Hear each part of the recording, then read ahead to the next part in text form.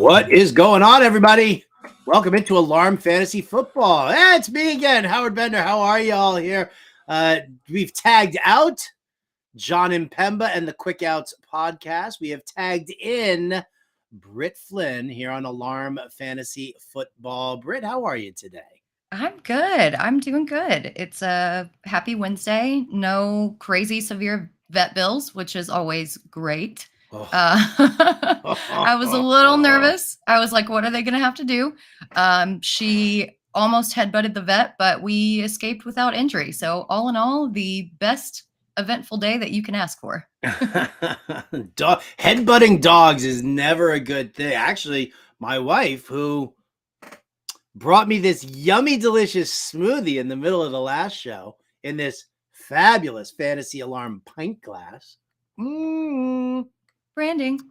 Got hit in the face. I got headbutted in the face by a dog. She was trying to help him into the car, and he jumped up and like, boom, like his square noggin, like right there on the side of his. I was like, oh, well, congratulations. Now you know exactly what it feels like to get punched in the face.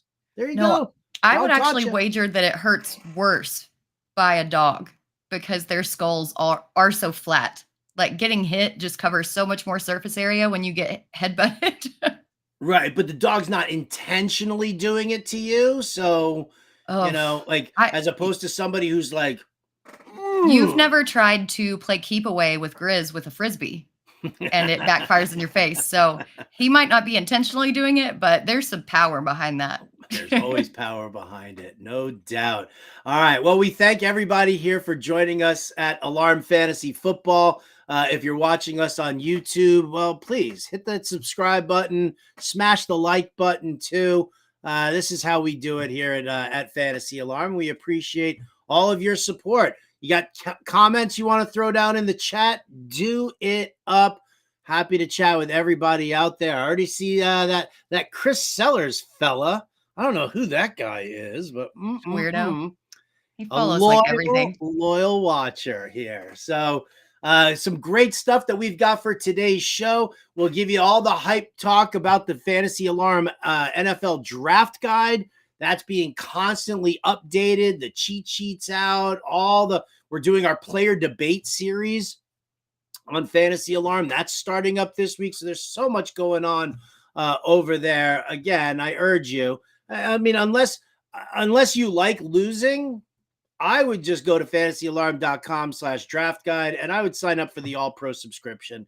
Get the guide and the cheat sheet and hang out with me and Britt in Discord and hang out with, John and Pemba and Andrew Cooper and the whole gang over there in our Discord. You got to be a member to be in our Discord. So today we've got two polarizing things going on with players. We've got the overhyped, and then we've got buying the dip. So we've got players who we see right now. We're getting all of these training camp videos, watching, these uncoverable wide receivers and these insanely elusive running backs.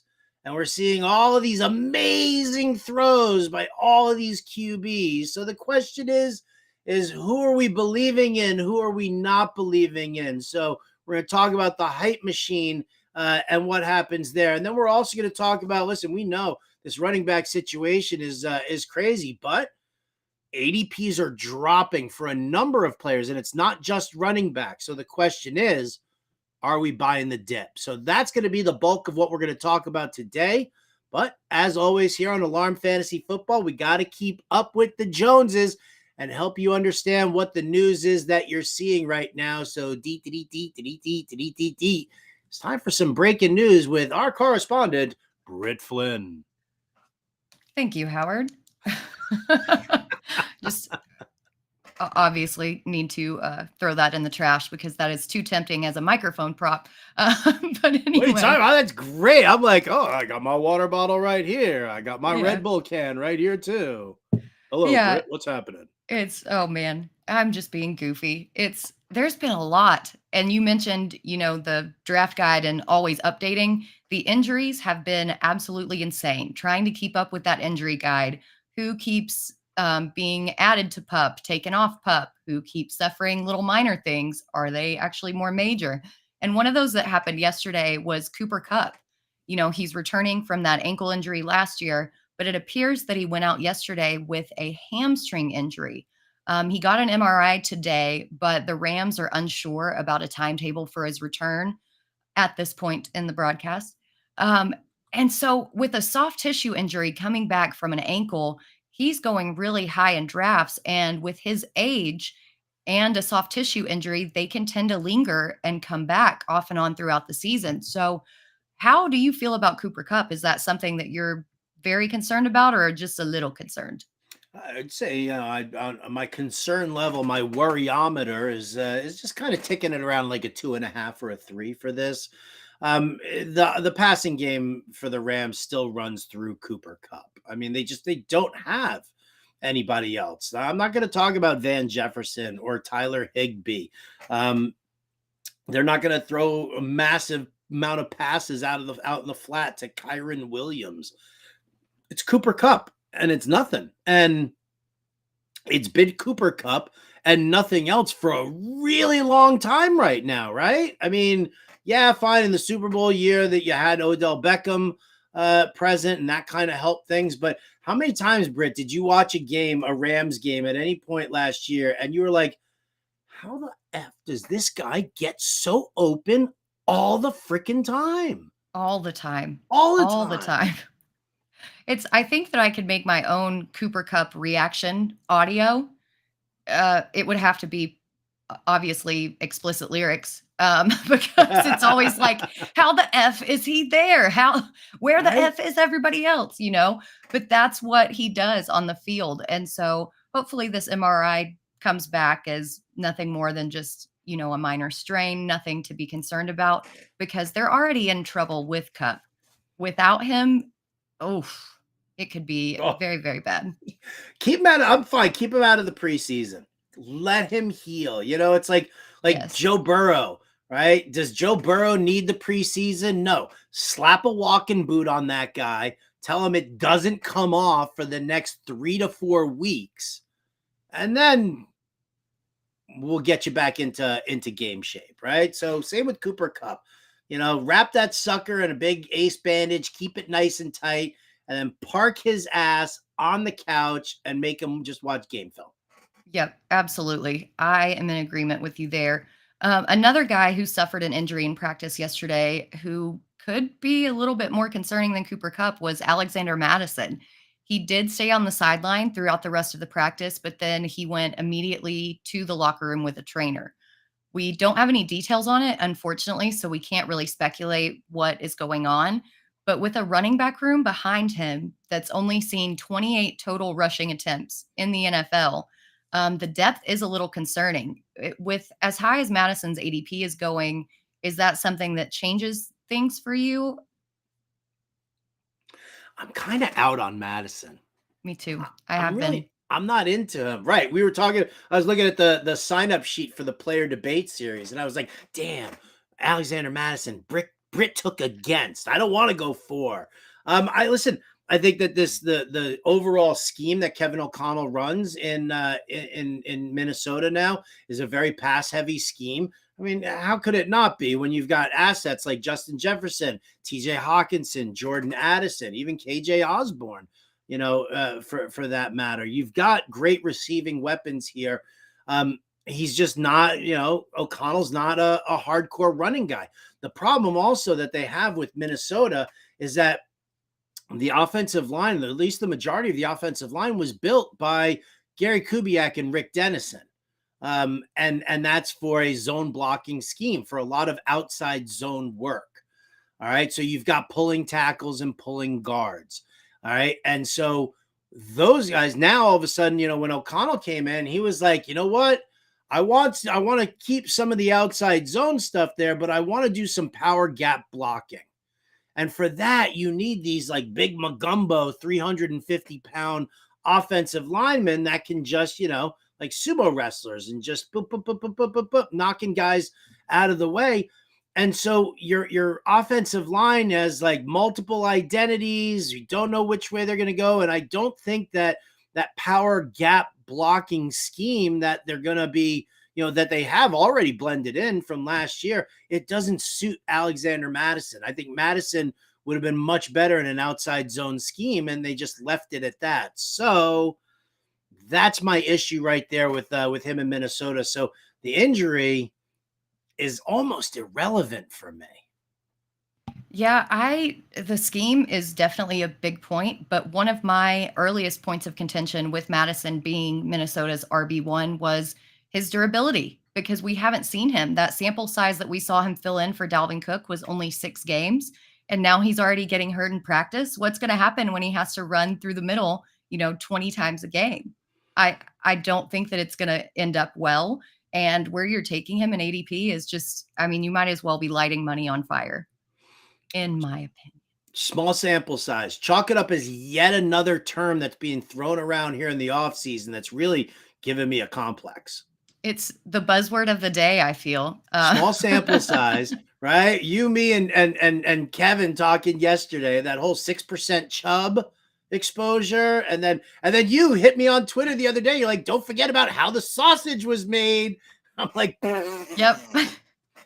How could you forget terrible. that one? We're getting the phrases out of context are really bad. So let's just keep it moving here and get to some quarterbacks. I don't think there's a lot that you can say about quarterbacks that has innuendo unless it's quick release. So Tampa Bay OC Dave Canales says that the quarterback competition between Baker Mayfield and Kyle Trask has, quote, absolutely tightened. If it is Kyle Trask over Mayfield, are you more worried about Godwin or Evans, or does that just barely move the needle? I'm 100% worried about Mike Evans. We were talking to people yesterday. Shouted out to the Kangas man, who is a diehard Browns fan, who actually admitted and apologized to John Mpemba for defending Baker Mayfield for all of that time. So I think Mayfield, Trask, they're both terrible. Neither one of them excites me at all. It's going to be a run-heavy scheme. I think the passing will feature Chris Godwin a lot more. Yes, they'll take the occasional deep shots downfield. Every team does it.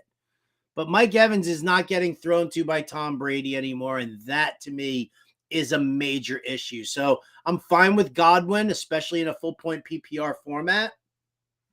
I don't love any of this passing game at all, and it starts with the fact that, this tightened up competition between Bunk Mayfield and Kyle Trash, as somebody aptly named him yesterday. Yeah, it's not good out there. And I've heard a lot of people say, well, what if the Buccaneers are this year's Seahawks? They're not going to be. They're not going to be. They're not going to be. It was a miracle that it happened with the Seahawks last year, 2 years in a row. It is not going to happen. I'm with you. I think that Godwin gets the targets, but as far as those deep balls, and I don't think that there's any possibility. And then Mike Evans came out yesterday and said that he's the best player in football. So we'll see how bad that comes back to bite him this season. So there's another quarterback controversy brewing that I don't think that we really saw coming necessarily.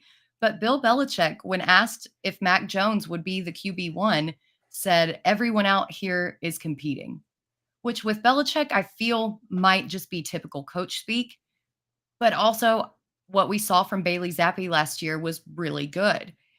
Belichick's also been managing Ramondre Stevenson's workload in camp. And when Stevenson was asked about it, why he wasn't taking all the reps, he said, you've got to ask Bill. So there's just so much discombobulation going on in this Patriots offense. Is this just typical coach speak and management, or do you think that there's something more to this story? No, I think that this is just typical Bill Belichick being Bill Belichick.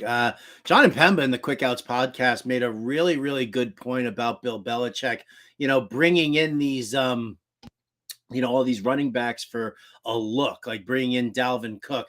And it's not about him wanting to make a move right now. It's more about, well, if something does happen to Stevenson, I know which one of these guys understands our offense the best, and then he can make a more informed decision down the road. It's not something in the immediate. I think he's trying to motivate Mac Jones. Everybody knows, like, it's so funny. And I don't know if it's the football world or if it's the fantasy football world, but everybody clings to like a backup QB like Bailey Zappi, who came in, had some good stuff. You were like, oh, okay, great. That's awesome. Wow, Bailey Zappi really slinging the rock. So much fun to watch. Oh, is there a quarterback controversy going on there? I think Bill Belichick would be much happier with. I mean, listen, he brought in Bill O'Brien again, right? And because Bill O'Brien, running that offense in Alabama, that makes Mac Jones that much more comfortable. I don't think you're bringing in Bill O'Brien and have him install features that make Mac Jones more comfortable if you weren't planning on going with Mac Jones the whole way. Yeah, I agree. And he's already got that rapport with Hunter Henry, who's apparently been excelling at camp. Why are you going to mess that up and switch out your quarterbacks? It doesn't make sense. Plus, there is way too much draft capital invested in Mac Jones to bench him at this point. So moving on to another player who won't be benched, but might not be there regardless. The Josh Jacobs holdout, the never ending saga that is running backs, right? So the Raiders said today that they are open to restarting talks with Josh Jacobs.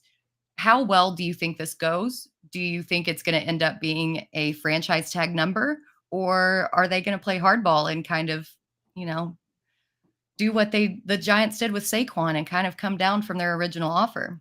Well, I think they're going to do exactly what they did with Saquon, right? Saquon signed his $10.1 million franchise tender, and then they were like, oh, hey, man, here's a $2 million signing bonus. Now, I don't know how far apart the Raiders and Josh Jacobs were in contract talks, but the Giants and Saquon were like $2 million apart.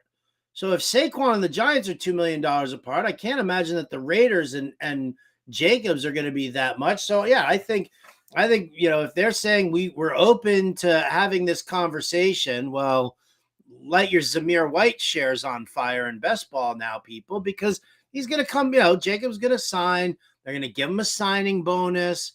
He's not walking away from $10.1 million and sitting out for the season.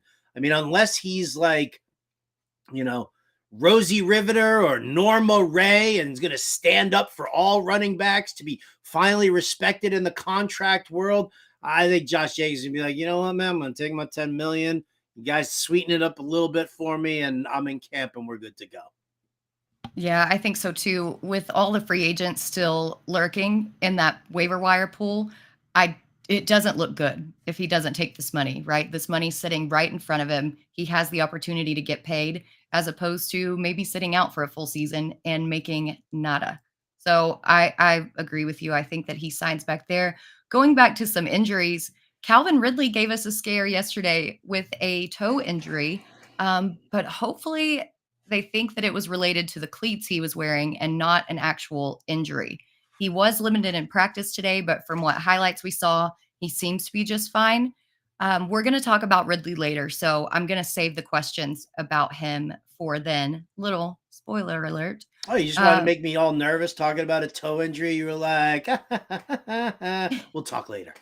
It's the psych out, building drama. That's what makes for a good show, right? It's building the drama. It's the nod to Paul Rubens right there. You want psych? I love it. I love it. So Melvin Gordon, in other running back news, issues a warning to other players considering the running back position, saying that he would switch positions in a heartbeat if he could do it over. Will the current state of the running back position in the NFL cause some problems in the future, or is this something that we're all going to look back on in a couple of years and be like, that was so stupid? Why did we spend so much time talking about this? I mean, I think it hinges on whether or not ownership turns around and says, you know what, we want to make things right with the running backs. We understand what's going on.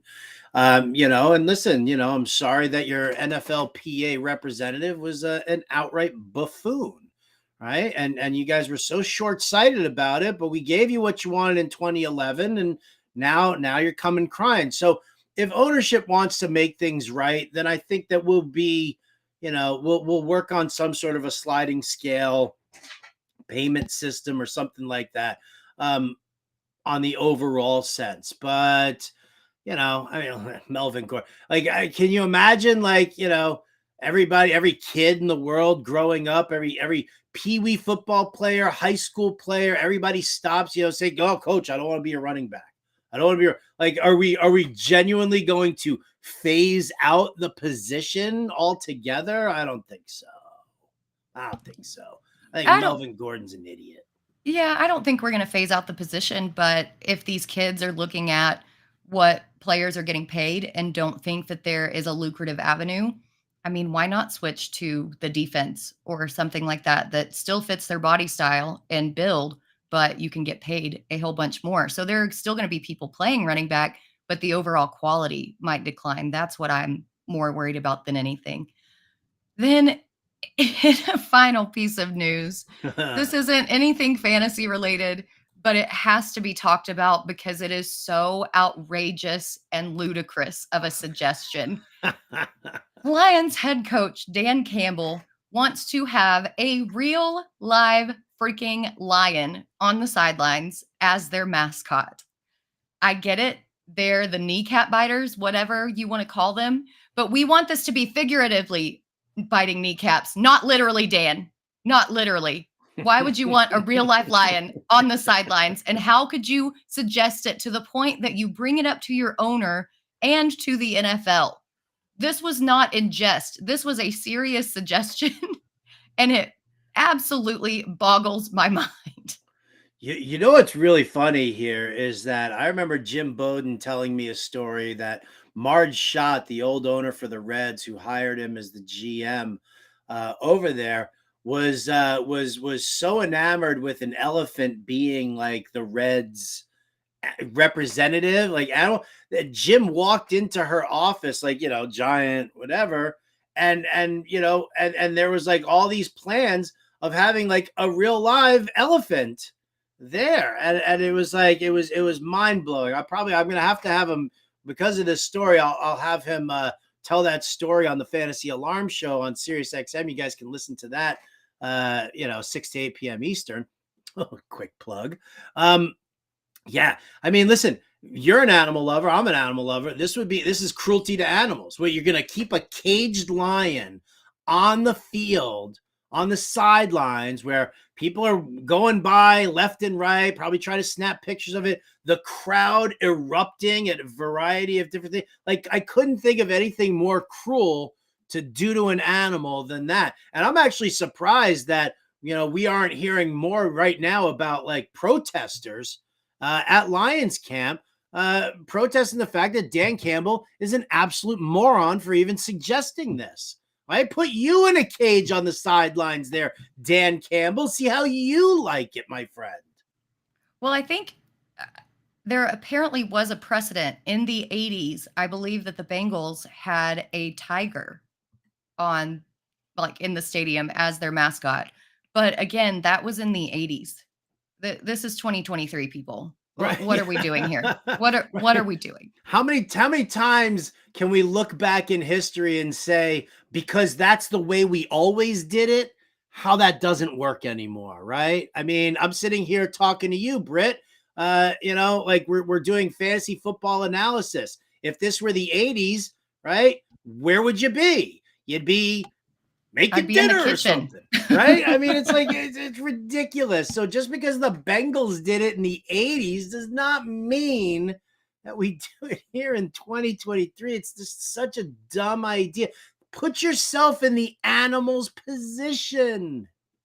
Please. And Sellers does point out that the Razorbacks do have a live boar that they bring to games, but they don't bring him inside the stadium, for one. And that pig has a better life than most of us on this planet. As long as he's not in the stadium, I think that's great. That's fine. You want to have a live mascot. Pig. It's not an apex predator. Right. If the boar gets loose, yes, you got watch your lower legs, but come on, man. A lion gets loose at the Yeah. stadium. That's yeah. Anyway, we'll move on. It's too much for me. I can't. Unbelievable. Well, people of Detroit, call your congressman, write to your senators or whatever, and just please don't do it. Don't do it. All right, is that all the news we got? So far, that is all the news. I haven't had anything break on my phone during that segment, so I think that we are. Oh, actually, there is Cooper Cup news. Uh-oh. What is it? Oh. Uh-oh. So, no, this is good news. So, Okay. from my understanding, Chiefs running back Isaiah Pacheco should be cleared for contact by August 20th. Hand is good. It's the shoulder that's left to be cleared. So, good news on that front for Pacheco. Yay. Yeah. Pacheco. But nothing about Cooper Cup? Nope. It was actually a Reddit thread that was very old. I just saw Cooper Cup and I was like, oh, what? We have news. No, it was just saying the same thing, that he had an MRI. I know. It's a bummer. Wah, wah. All right, well, that gives us a great opportunity then to start talking about, because listen, everybody needs to know right now. I mean, everybody's got questions. It's draft season, and we know it's draft season. This is where it all kicks into high gear right now. Like, well, I'm in the middle of like 4 drafts as is, and so let's get to something that you guys definitely need to know as far as draft strategy and what's going on in the draft room. Let's talk about players who are falling in ADP and whether or not we're going to buy the dip. And, obviously it starts with Jonathan Taylor. Now, the ADP numbers that I'm going to quote right now, these are from the NFFC, because what I love about the NFFC is that, with their ADP numbers, you can set a range, right? So you can just look at them, and I'm only looking, these ADP numbers are from like the last 10 days. So Jonathan Taylor, who, the ADP says 18.28 right now, but he's, going as low as 31 overall. Given everything that's going on here, Britt, are you willing to take, like, if you're sitting there at pick 31 overall in a 12-team league, are you going to grab yourself some Jonathan Taylor? I think if he falls that far, then you can. But where he was going off the board is RB4.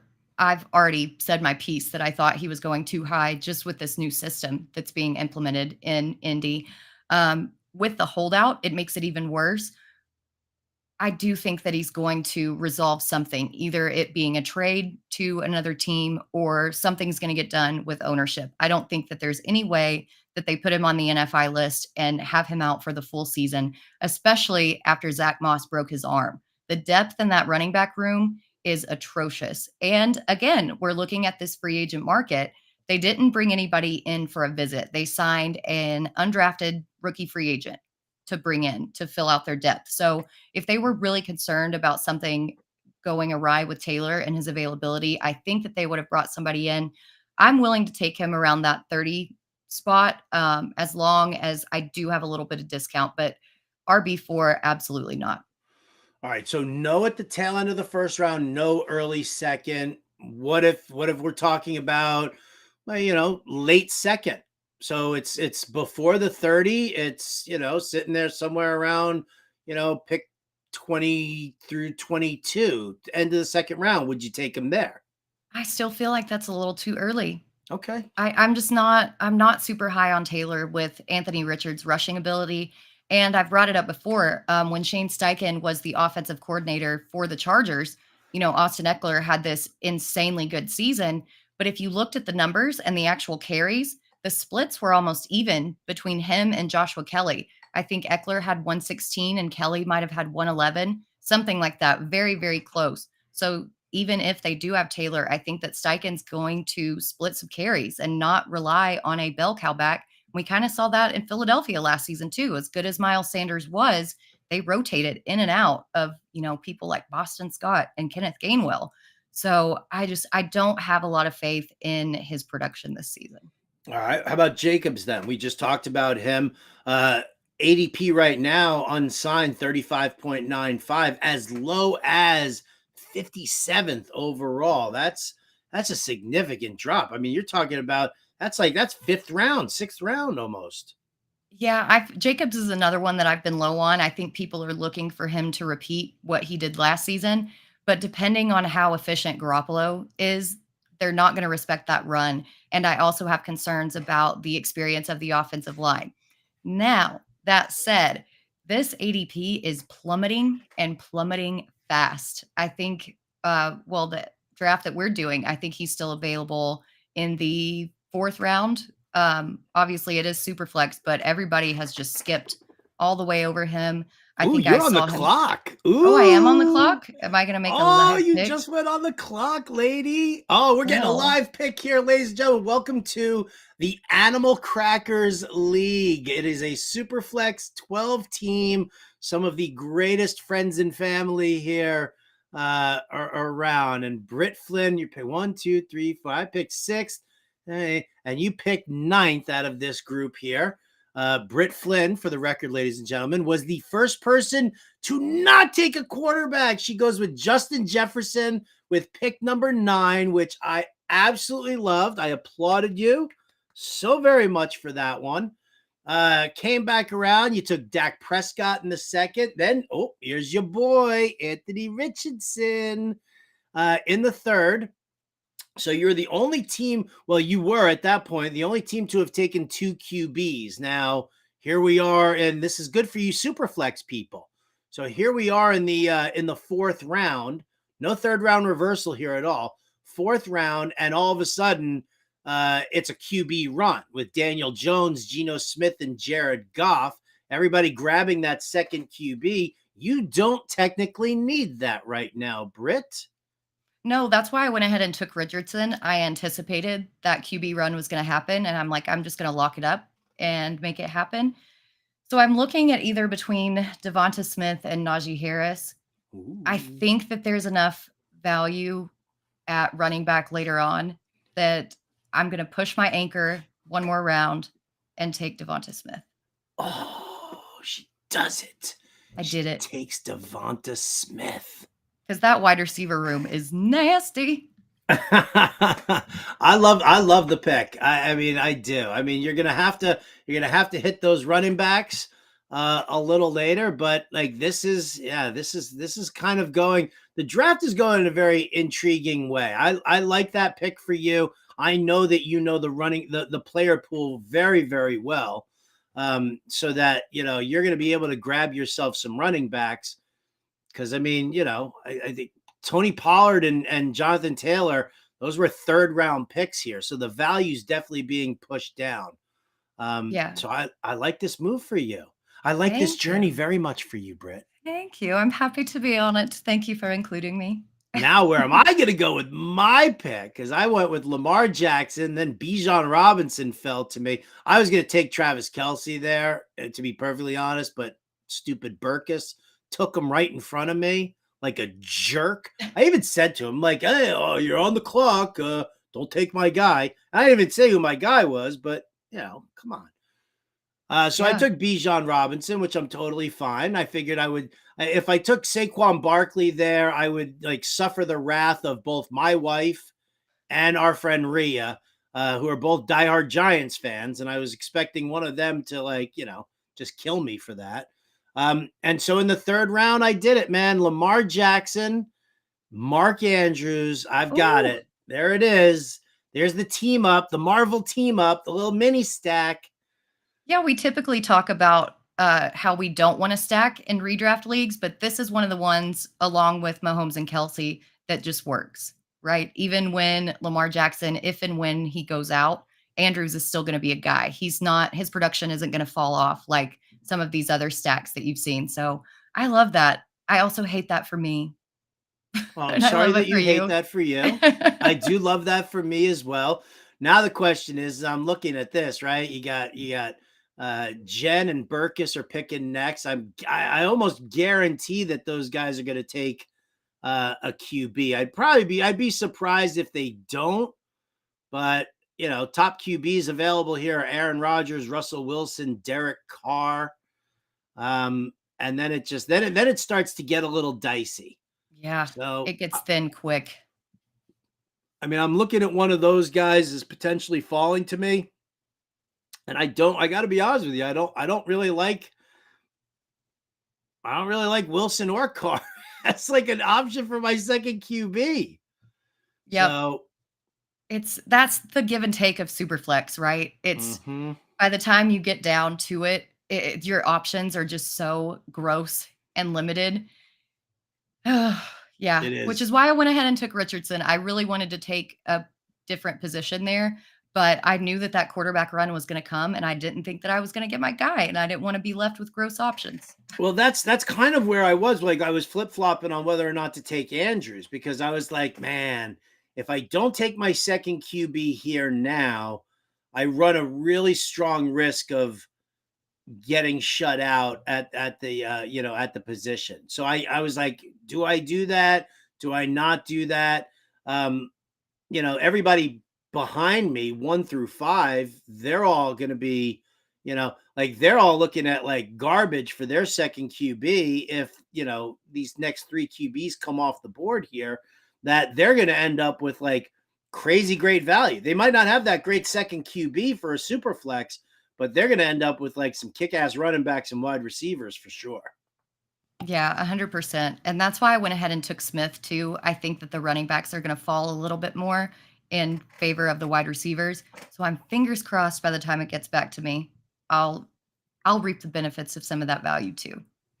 All right. Well, we thank you all for indulging this little Superflex tangent that we were on. But listen, I think that any draft information is great information right now. If you're not learning what's going on in drafts and you're not hearing the rationale, then you're doing yourself a major disservice. You could look at draft boards all you want, but to hear like the insights as to why I'm making these picks, why Britt is making her picks, and what position she's looking at, it's valuable information. Not to say that you have to follow what we're doing, just understand what the thought process is and have those conversations with yourself in your draft. So, little words of wisdom here. Now back to players we're buying the dip on, or are we buying the dip? And I'll throw out like 3 running back names here now, because we talked Taylor, we talked Jacobs.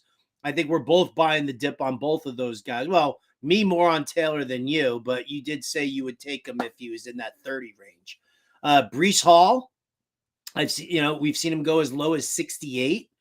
Dalvin Cook, unsigned, as low as 90.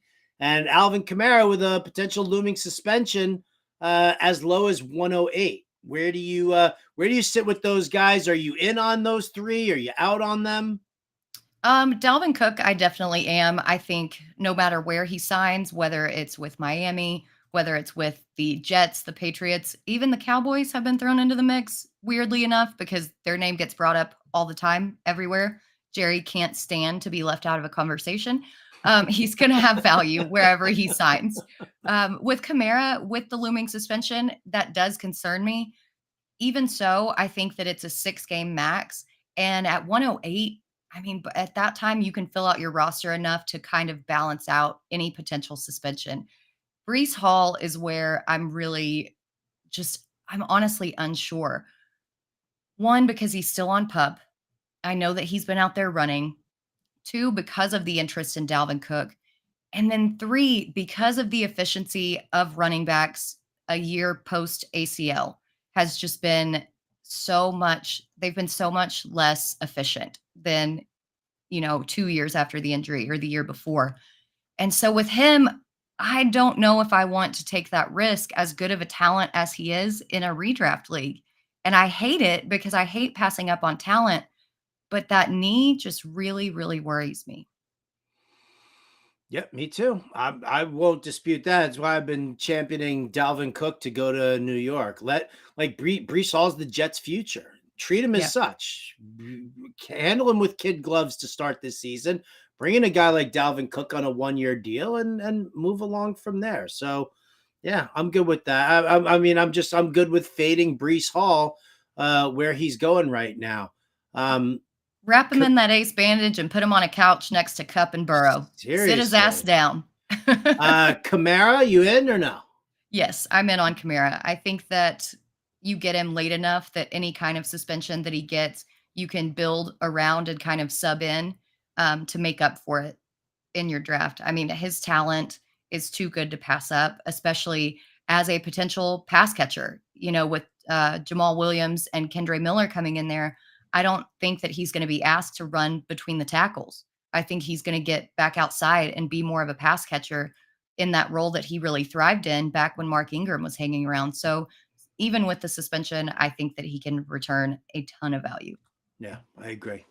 All right, some wide receivers we're looking at possibly whether or not to buy the dip. Jahan Dotson as low as 110.6. Deontay Johnson as low as 92.9. I mean, there's definitely been an intriguing shift. Everybody knows that with the Commanders, Terry McLaurin is, obviously everybody's big favorite over there.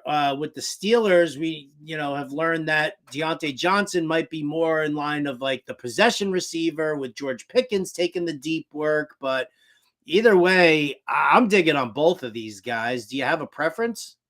Yeah, I think I like, Deontay Johnson over Dotson, but just barely.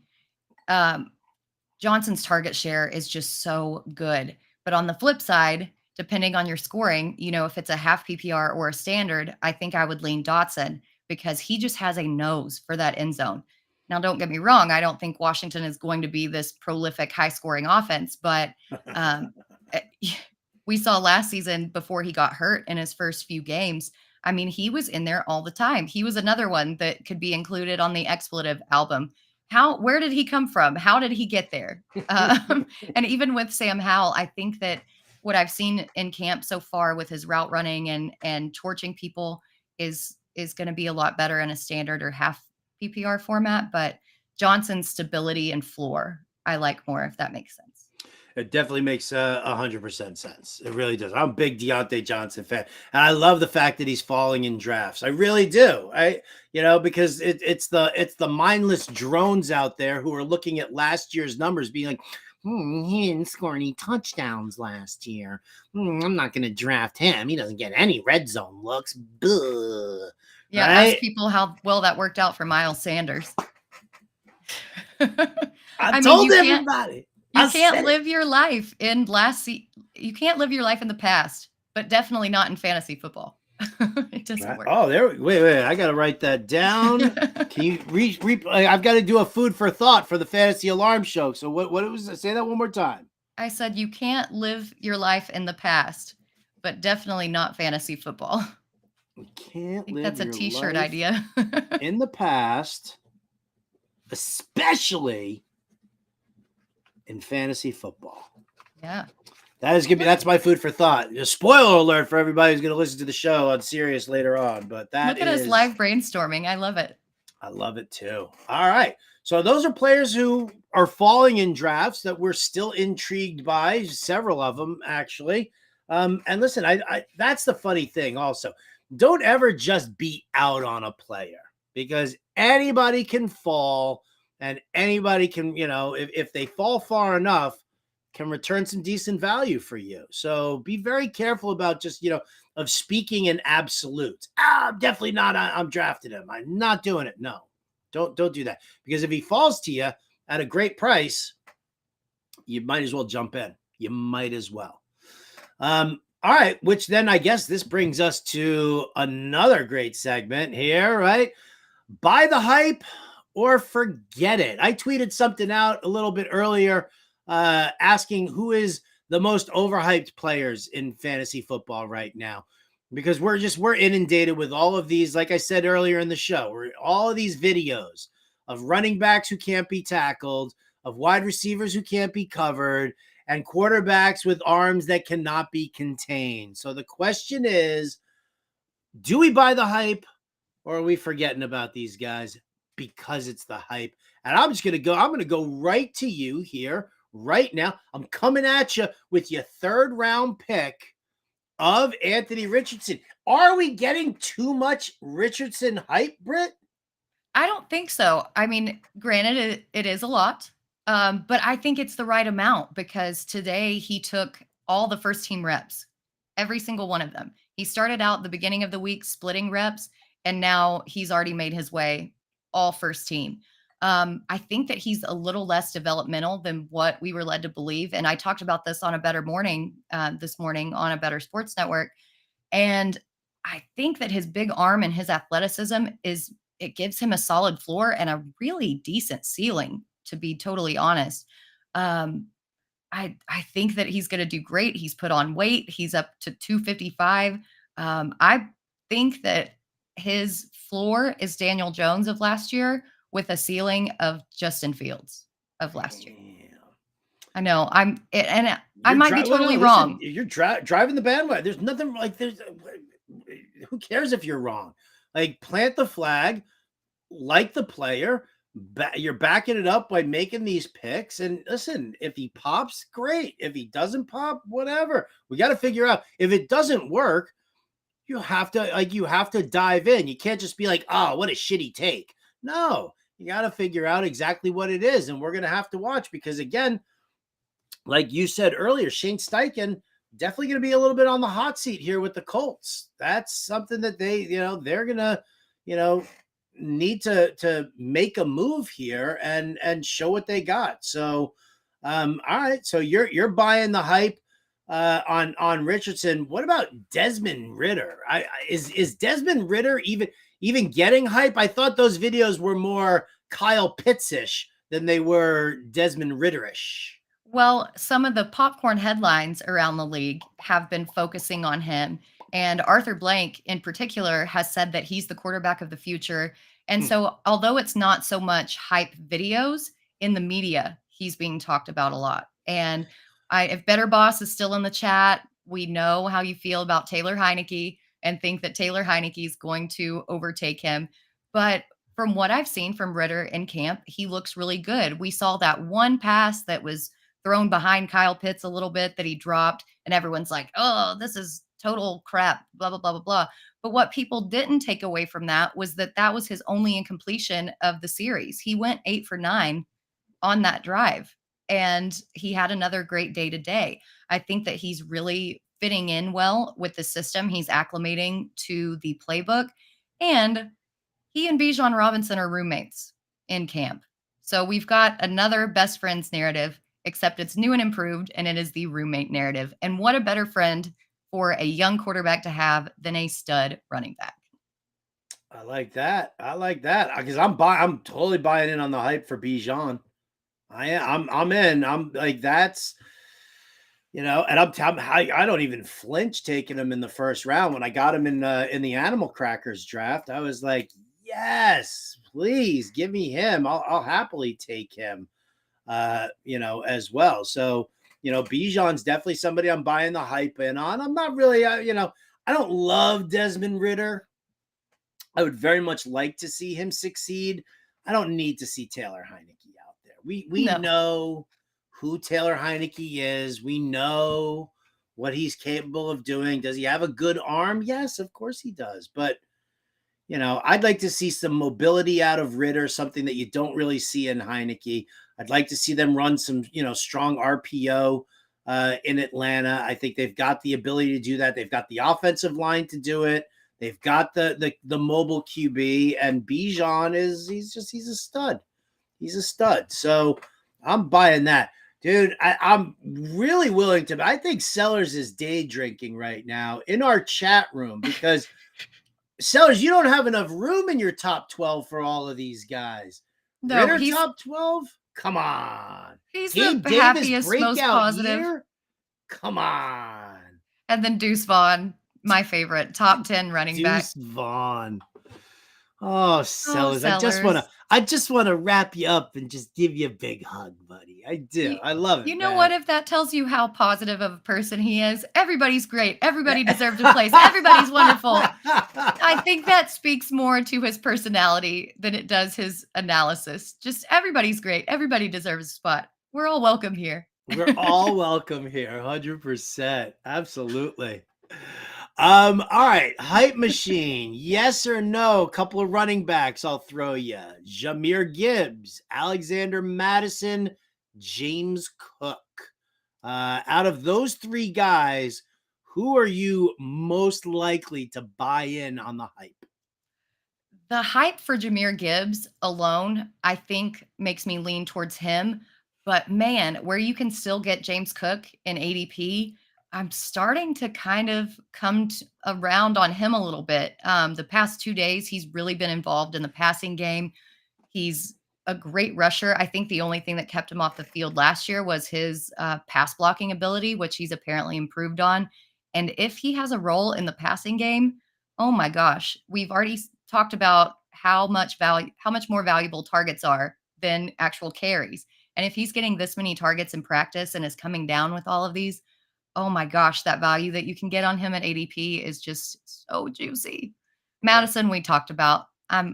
He doesn't excite me. Yeah, Madison doesn't do it for me either. Gibbs, I just worry. I just worry that, here is an undersized guy who everybody's talking about his pass catching abilities, and everybody's talking about, him lining up in the slot and doing all of that stuff. And that's great and everything. But, what if David Montgomery shines fine in camp? He's, good between the tackles guy. He can also catch passes out in the flat. With Gibbs, I mean, am I really paying that steep of a price for a guy who could just be relegated to, being a third down pass catching back who occasionally lines up in the slot, at least until, Amon-Ra St. Brown says, guys, I need to be in the slot. That's where I excel the most. So I do worry about Gibbs there. I'm 100% with you on Madison, and I'm 100% with you on James Cook. Buffalo did a lot of work on their offensive line. Ken Dorsey wants to enhance the amount of running that they do. They want to try and ease up the burden on Josh Allen. Cook is the guy who, out of those three, that's the guy who I'm investing more in. Absolutely. Yeah, I think the return on ADP gives him, a much better ROI. And with Gibbs, I will say this one thing. I know John brought it up in the Quick Out podcast, and it is true. We hear about these running backs lining up in the slot all the time in the offseason. And then when it comes down to the actual game, what do? They're in the backfield. But the problem with Detroit, and why I think that this narrative might actually come true, is just the blatant lack of pass catching options that they actually have in their offense right now. With everybody suspended, with everybody who got injured, everybody who they cut, I think that Gibbs might actually, just out of necessity, have to be on the field and line up and run routes. Oh, man. Khalif Raymond's mom watches this show. Come on, Britt. You got to say something nice about Khalif Raymond. I'm going to have a whole haters club, like a whole mom haters club. By the start of the season, I'm going to have, they're going to be on the Nextdoor app talking about me. Just everything. The Nextdoor app. Can we talk about the Nextdoor app for a moment here? That is the biggest piece of trash app ever. It's, just for crotchety old people just pissing and moaning about the neighborhood. I'm sorry that this town isn't the same as it was in the 60s. Oh my gosh. Guess what?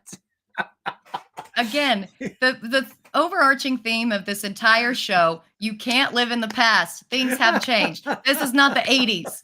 It's not the 60s. Things have changed. That's the standard line in my house. Cause listen, I'm a sarcastic guy. Always have been. And Deb has grown accustomed to it and fights back with it. As soon as one of us complains about anything, the other's immediately like, why don't you go type that onto Nextdoor and see what happens? Because we know just how bad that's going to end up being. Oh, geez.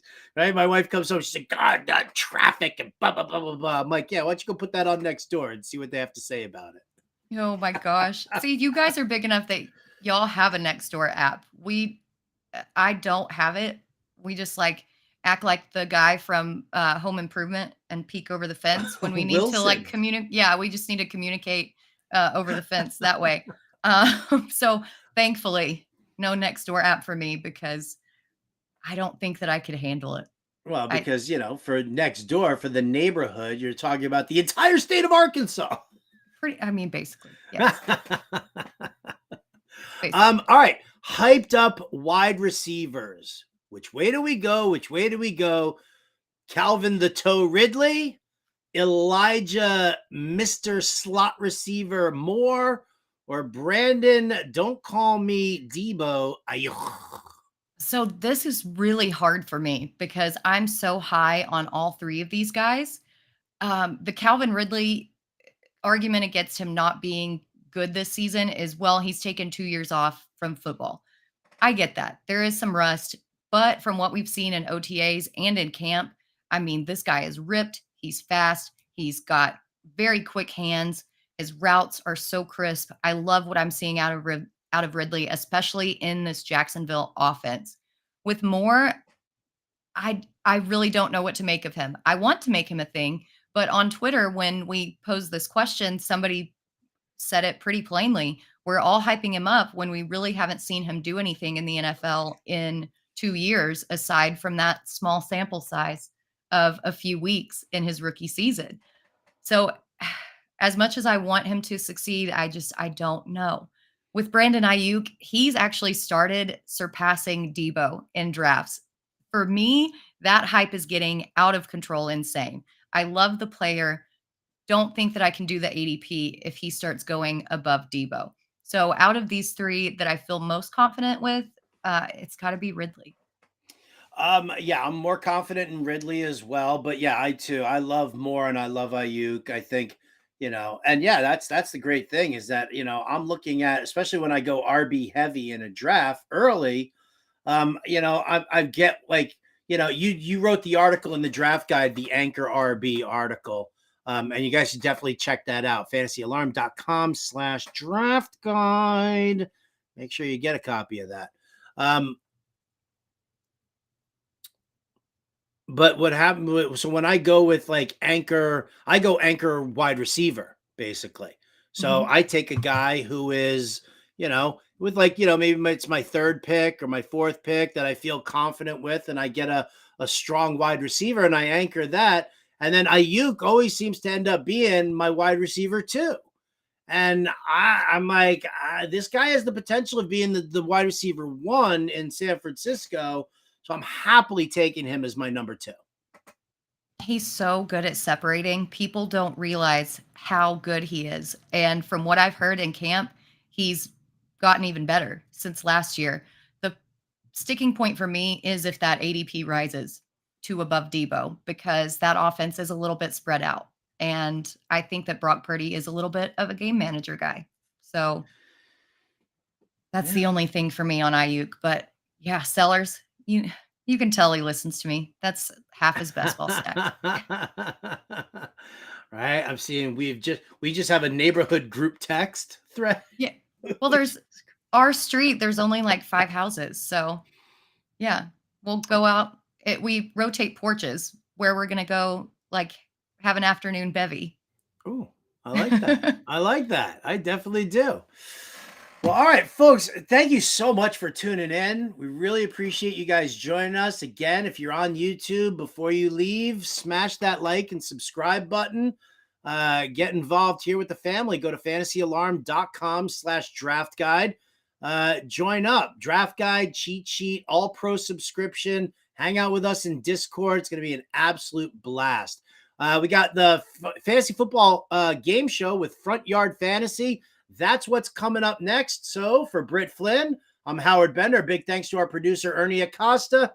We'll catch you next time.